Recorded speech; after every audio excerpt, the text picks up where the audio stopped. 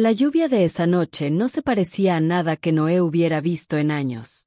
Lágrimas gruesas e implacables caen del cielo y golpean las calles como si los cielos mismos estuvieran tratando de limpiar el mundo. El sonido en el techo de hojalata del porche de su pequeña casa era ensordecedor, y el viento aullaba entre los árboles como una advertencia. Acababa de acostar a su hija Elle, de 7 años, cuando oyó que llamaban a la puerta. Un sonido agudo y desesperado que no pertenecía a alguien que hacía una visita casual.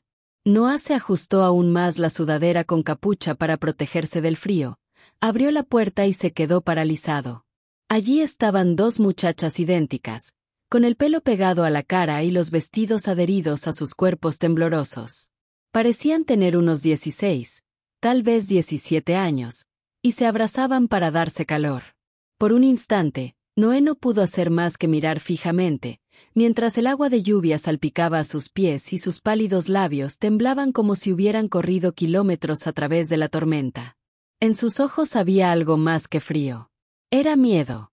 Si crees en la bondad, en las segundas oportunidades y en el poder silencioso de ayudar a desconocidos cuando el mundo se oscurece, tómate un segundo para darle me gusta a este video, compartirlo, suscribirte a Crónicas que rompen el alma y dejar un comentario. Su participación ayuda a que estas historias inspiradas en la vida real lleguen a los corazones que más las necesitan. La vida de Noé últimamente no había sido más que tormentas. Después de perder a su esposa hace 2 años en un repentino accidente automovilístico, ha estado criando a ella solo. El dinero escaseaba, más de lo que nadie imaginaba. Su trabajo como mecánico apenas cubría el alquiler y las compras de comestibles, y había renunciado a reparar la gotera en el techo porque las facturas de los medicamentos para el asma de ella siempre llegaban primero. Había aprendido a vivir con las corrientes de aire frío, la pintura descascarada y el zumbido del refrigerador que parecía más viejo que él, pero no había aprendido a vivir sin un corazón para los necesitados.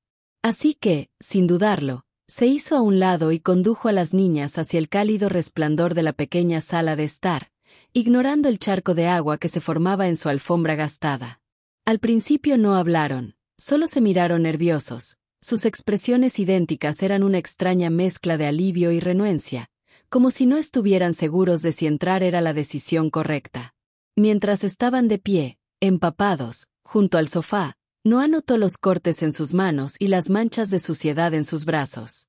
Sus vestidos, de un rojo intenso y demasiado finos para el clima, se les pegaban como una segunda piel, con la tela rasgada en los bordes como si hubieran quedado atrapados en algo afilado.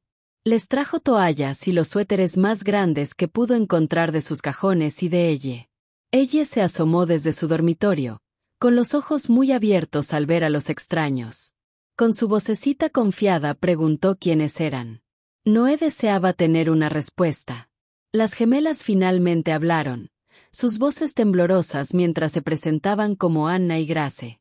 Dijeron que habían estado caminando durante horas después de que su auto se averió y que no tenían dónde quedarse. Algo en la forma en que evitaban su mirada le dijo a Noah que había más en la historia, pero no insistió. Esa noche, mientras la lluvia golpeaba las ventanas y el viento sacudía el revestimiento suelto, la casa se sentía extrañamente viva. Ella insistió en que los gemelos compartieran su habitación porque no quería que nadie pasara frío. Noé preparó mantas adicionales, sabiendo que apenas serían suficientes. Pero cuando fue a verlas más tarde, las 3 chicas estaban acurrucadas juntas como si se conocieran desde hacía años. Los observó respirar, sus rostros suavizados por el sueño, y sintió un tirón en el pecho, el mismo que había sentido la noche en que trajo a ella a casa desde el hospital, aterrorizado y golpeado al mismo tiempo. Llegó la mañana y con ella una tensión tranquila. La tormenta había pasado, dejando atrás el olor a tierra mojada y una pálida luz invernal filtrándose a través de las cortinas. Los gemelos parecían dudar en partir, como si no hubiera ningún destino esperándolos. Noé ofreció desayuno, solo tostadas y huevos. Y aunque comían lentamente, su hambre era evidente.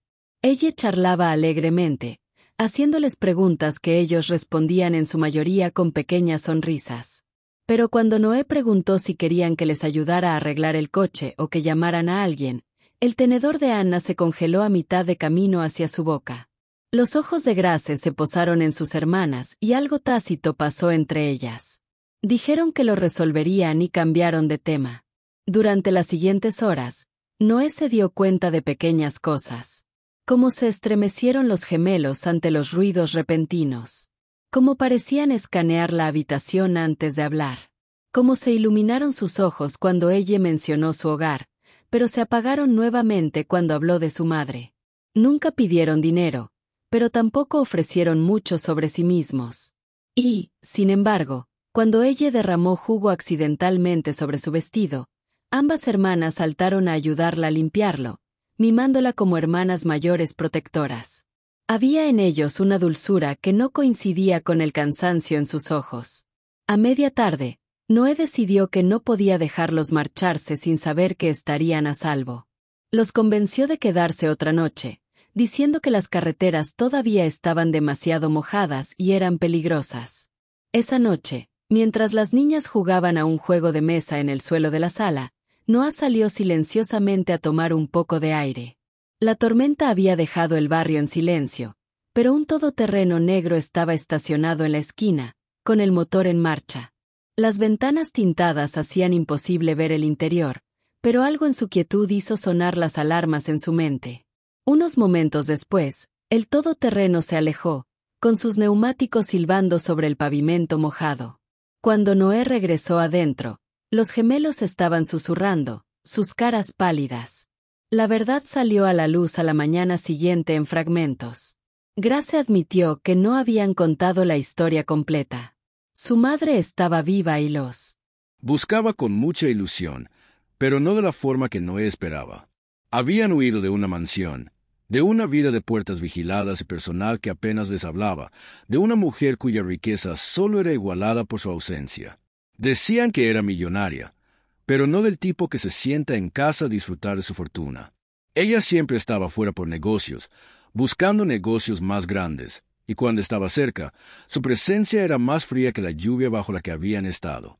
Las chicas se habían ido porque querían estar en un lugar real, incluso si eso significaba dormir en sofás o caminar en medio de tormentas. Noé no sabía si sentirse sorprendido, enojado o desconsolado por ellos. Pensó en ella y en cómo se aferraba a él después de las pesadillas, en cómo se iluminaba cuando venía a recogerla de la escuela, y se preguntó cómo alguien podía elegir el dinero por encima de momentos como ese.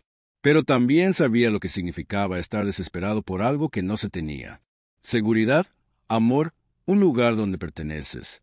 2 días después, la madre millonaria apareció en su puerta.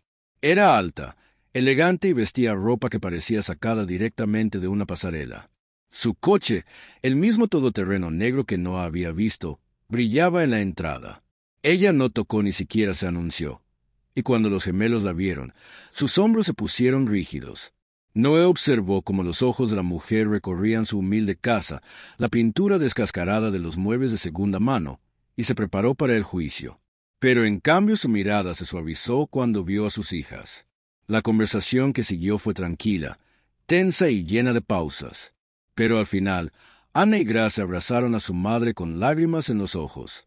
Algo había cambiado. Antes de irse, la mujer se volvió hacia Noé y le dio las gracias, no con la superficial cortesía de quien está acostumbrado a dar órdenes, sino con la sinceridad de un padre que acaba de darse cuenta de lo que casi pierde. Una semana después, Noé encontró un sobre en su buzón. Dentro había una carta y un cheque lo suficientemente grande como para cubrir meses de alquiler, reparaciones del techo y la medicación de ella. En la carta, escribió que su amabilidad le había recordado lo que realmente importaba y que tenía la intención de hacer cambios, no solo en su negocio, sino en su familia. Si esta historia te ha tocado el corazón, si te ha recordado el poder que tenemos para cambiar la vida de alguien a través de simples actos de compasión, dale me gusta, compártela y suscríbete a Crónicas que rompen el alma. Estas son las historias que el mundo necesita más, y tu apoyo las hace posibles.